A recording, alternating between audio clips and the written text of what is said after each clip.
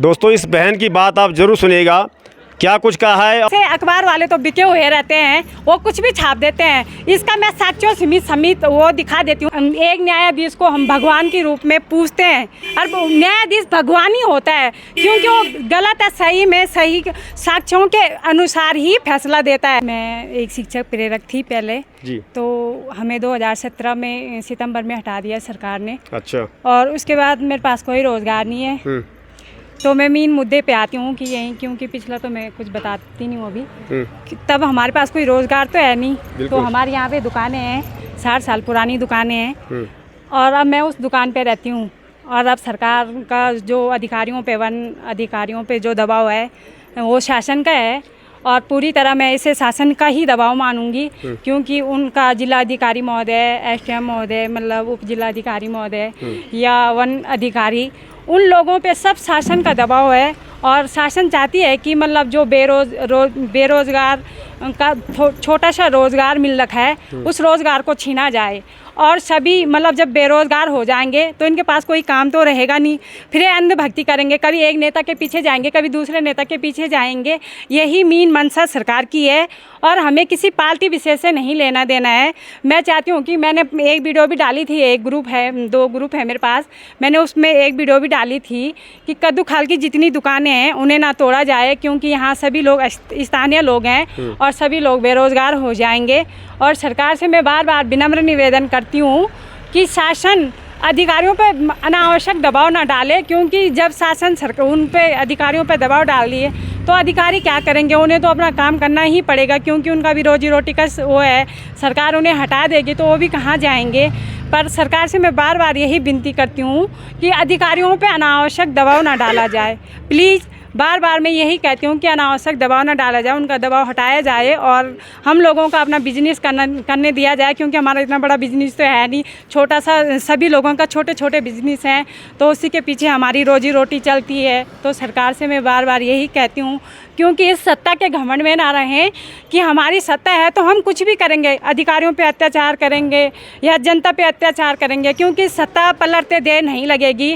और आप ईवीएम हटा के देखो तो आपकी तो जमानतें जब्त हो जाएंगी, क्योंकि जो जनता है वो काफ़ी परेशान है।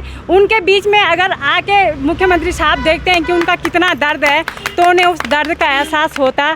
मैं बार बार यही करती हूँ धामी सरकार से, जबकि वो बार बार कहते हैं कि हम युवाओं के लिए कुछ करते हैं, पर ऐसा कुछ होता नहीं है। आपने बेरोज़गारों को देखा देहरादून में कि उन पर कितने डंडे बरसाए जाते हैं। हम जब ऐसी वीडियो देखते हैं तो हम खुद रोते हैं। मैं खुद बेरोज़गार हूँ। यदि सरकार को सक्रिय होना ही है तो उन अधिकारियों पे वो सक्रिय हो जो अधिकारी गलत करते हैं। उन अधिकारियों की नौकरी को उन्हें हटाना चाहिए, क्योंकि सस्पेंड करने से भी कुछ नहीं होता, उन्हें सीधे हटाया जाए, ताकि अगर कोई और अधिकारी उनकी जगह आते हैं वो गलत ना कर सकें, क्योंकि रोज़गारों को मेन रोज़गार चाहिए। अगर ये लोग नहीं मानते, कोई विकल्प नहीं निकलता है, तो आपका अगला कदम क्या रहेगा, क्या करेंगे आप लोग? नहीं सर, मैं तो इन लोगों का तो मैं कह नहीं सकती हूँ, पर मैं तो लड़ूंगी और पूरे तन मन धन से लड़ूंगी जितना हो सकेगा, क्योंकि कहते हैं, कृष्ण भगवान भी कहते हैं कि बिना लड़े तो कुछ नहीं मिलता। और इस कलयुग में तो ऐसा कुछ है नहीं कि जो मिलेगा। जैसा भी होगा, ये लोग बार बार कह रहे हैं कि हाईकोर्ट का आदेश है। एक न्यायाधीश को हम भगवान के रूप में पूछते हैं, और न्यायाधीश भगवान ही होता है, क्योंकि वो गलत है सही में सही साक्ष्यों के अनुसार ही फैसला देता है। तो इनका बार बार कहना है कि हाईकोर्ट का ये आदेश है, और जबकि ये उस जो हाईकोर्ट का आदेश है, ऑर्डर है, ये उससे सार्वजनिक है नहीं। और मैं मौखिक पे विश्वास नहीं करती, मैं विश्वास करती हूँ सिर्फ लिखित पे। और जैसे अखबार वाले तो बिके हुए रहते हैं, वो कुछ भी छाप देते हैं। इसका मैं साक्ष्यों समेत वो दिखा देती हूँ, चाहे कोई भी अधिकारी हो, कोई एसडीएम हो, डीएम हो, कोई भी अधिकारी हो, चाहे खुद मुख्यमंत्री साहब हो, मैं साक्ष्यों के द्वारा दिखा सकती हूँ कि न्यूज़पेपर वाले कैसे बिक जाते हैं या मीडिया वाले कैसे बिक जाते हैं।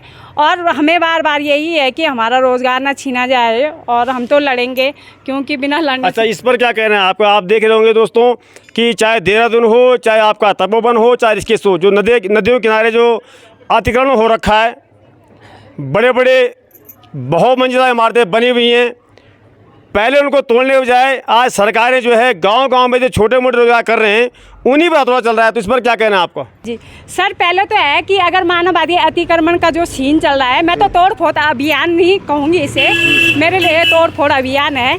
जो सरकार ने चलाया है।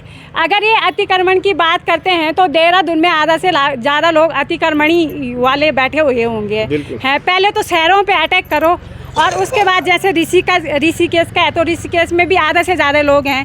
हर जगह ऐसा, और जैसे हमारे स्थानीय भाई मतलब कोई कमेंट करते हैं कि मतलब अवैध आप लोगों ने अवैध वो कब्जा कर रखा। हमने तो हालांकि किसी से ख़रीदा है, हमने कोई अवैध वो नहीं कर रखा है, अतिक्रमण का नहीं है, हमने ख़रीदा है।